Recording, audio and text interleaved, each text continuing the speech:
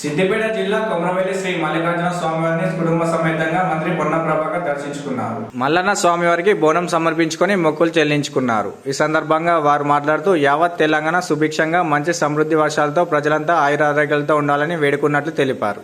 ఆలయానికి వచ్చే భక్తులకు మెరుగైన సౌకర్యాలు కల్పించడానికి రాష్ట్ర ప్రభుత్వం కట్టుబడి ఉన్నట్లు పేర్కొన్నారు.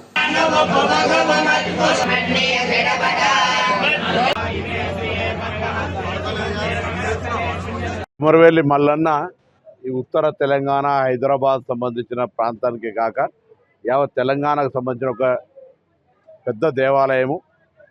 ఏ విధంగా అయితే దేవాలయాల అభివృద్ధి జరగాలనో ఆ విధంగా జరిగిందా లేదా అనేది చర్చ కాదు. ఇప్పుడు దేవాలయానికి భక్తులు వచ్చేటువంటి వాళ్ళందరికీ సౌకర్యాలు కల్పించడానికి ఈ ప్రభుత్వం, రేవంత్ రెడ్డి గారి నాయకత్వంలోని ఈ ప్రభుత్వం, దేవాదాయ శాఖ మంత్రి కొండా సురేఖ గారు కూడా ఈ జిల్లాకు సంబంధించి ఇన్ఛార్జి మంత్రిగా ఉన్నారు.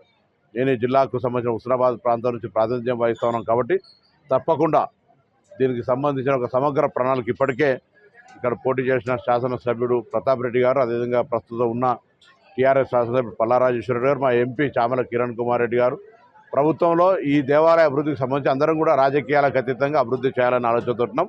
తప్పకుండా నేను కొమరవెల్లి మల్లన్న భక్తుడిగా, మంత్రిగా కంటే కొమరవెల్లి మల్లన్న భక్తుడిగా ఈ దేవాలయ అభివృద్ధికి నా బాధ్యతగా ఆ దేవుడు ఎంత శక్తిని నాకు ఇచ్చి ఈ అభివృద్ధికి ఉపయోగిస్తారో అంతకంటే ఎక్కువగా చేసేటువంటి ప్రయత్నం చేస్తాను.